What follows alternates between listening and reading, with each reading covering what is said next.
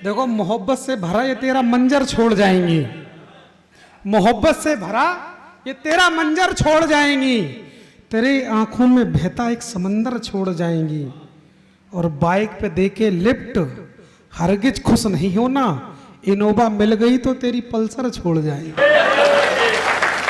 प्यार व्यार नहीं करते हम लोग। आइए, बहुत अच्छे कवि हमारे बीच में हैं, आदरणीय हेमंत पांडे जी। अभी हमें एक अपना मित्र मिला, तो हेमंत भैया का एक मित्र है, वो हमें मिल गया चौराहे पर, अपने भाई के हाथ बांधे था, पीछे बाइक पे बिठा ले थे। तो मैंने पूछा ऐसा क्यों किए हो? तो बोला यार ये बीड़ी बहुत पीता है। तो हमने अब क्या करोगे? बोले जा रहा हूं बाबा रामदेव के आश्रम में जाऊंगा, इसको छोड़ दूंगा, वहां इसकी बीड़ी की आदत छूट जाएगी।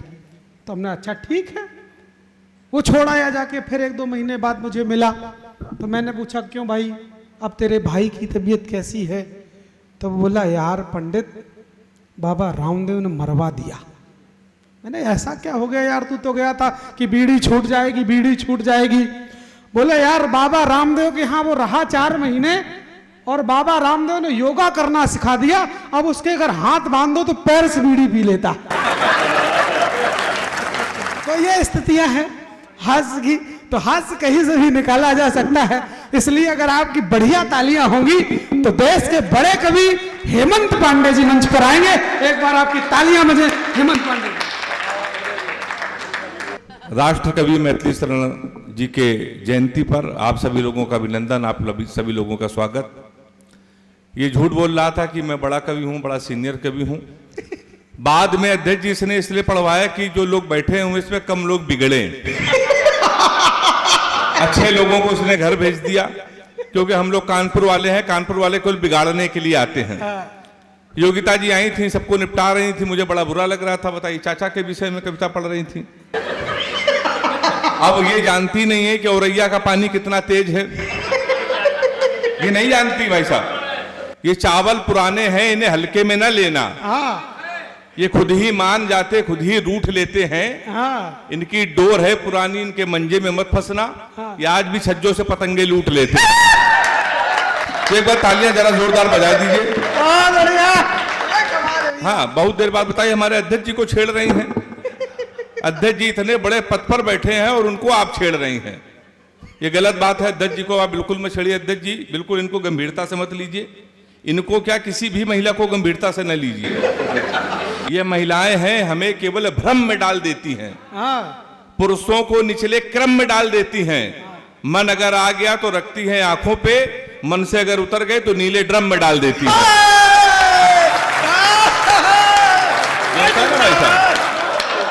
है ना? तो हाँ, महिलाओं का भी समर्थन आ गया है। अब मुझे लग रहा है कि देर में नंबर आया है, लेकिन 10-5 मिनट मुझको भी आप बर्दाश्त कर सकते हैं। मेरे विषय में पता नहीं, गोपाल भैया पता नहीं क्या क्या उल्टा सीधा। आई माला पहना दीजिए। हाँ, ये बहुत प्यार करते हैं गोपाल भाई, बड़े भाई हैं और बड़ा स्नेह करते हैं। ये भी एक झेल के रो रहे हैं, दूसरे माला डाल। अरे आइए, आप आइए। आपकी वाली भी यही बैठी है क्या?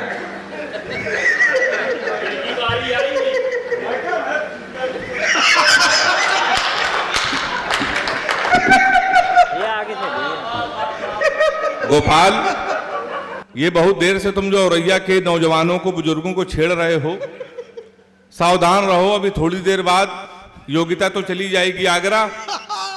तुम अगर अकेले कहीं फंस गए तो तुम वो लंबी चोटी भी रखे हो, तो भ्रम में अगर तुमको कहीं समझ लिया ना, ताली बजाइए एक बार, जोरदार ताली बजाइए।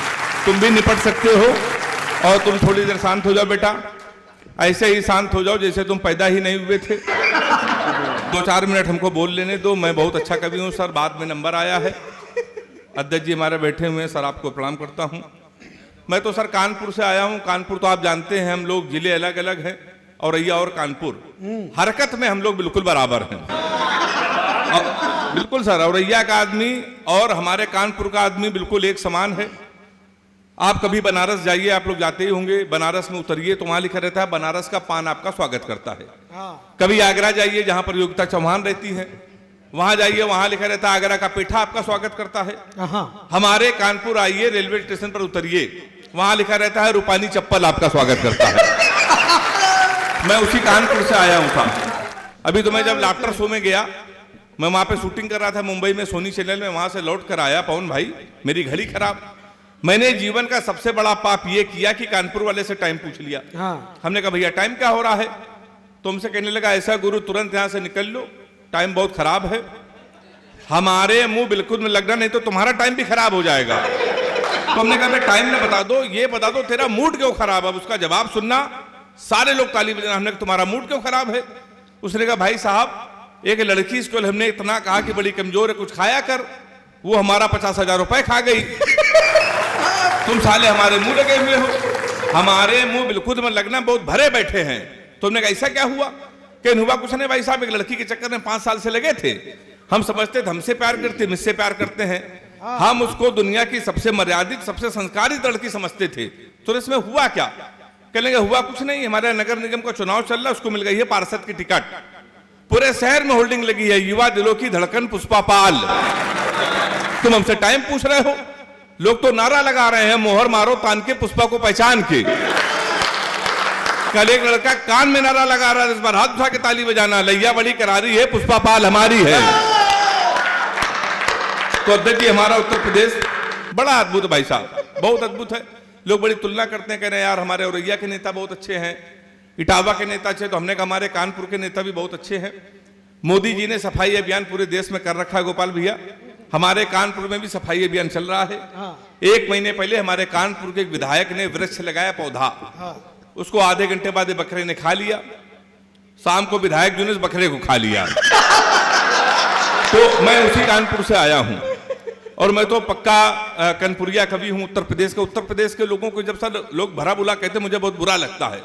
आप कभी जाइए मुंबई के लोगों के पास अगर अध्यक्ष जी पैसा आ जाए तो बच्चों को फिल्म स्टार बनाते हैं। हरियाणा लोग पैसा आ जाए तो वो गेम में भेजते हैं, स्पोर्ट्स में भेजते हैं। हमारा उत्तर प्रदेश एक ऐसा प्रदेश है गोपाल भाई, जहां पर कैरियर बनाने के लिए ज्यादा खर्चा नहीं है।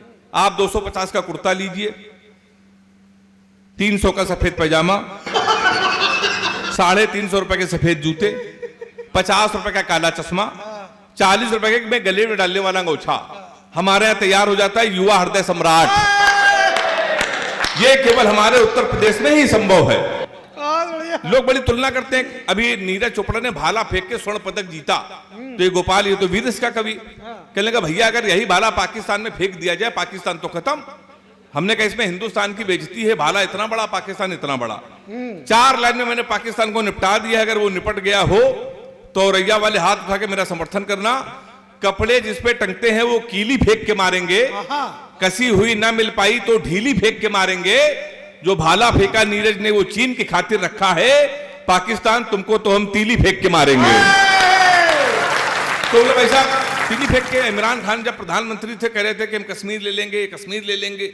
हमने कहा बेवकूफ इमरान खान, सीमा हैदर तो हमसे ले नहीं पा रहे हो, तुम हमसे कश्मीर ले लोगे? सही बता रहा हूं भाई साहब, कश्मीर ले लेंगे। तो मैंने 4 लाइन में उसको निपटा। हमने कहा इमरान ज्यादा बोलोगे तो तुम्हारी दस्तार चली जाएगी, गोली चली इधर तो उस पार चली जाएगी।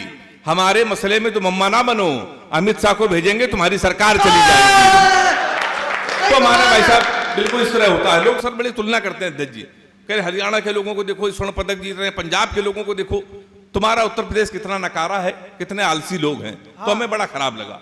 हमने कहा ऐसा नहीं भाई साहब, आपके हरियाणा के बच्चों में हमारे उत्तर प्रदेश के बच्चों में जमीन आसमान का अंतर है।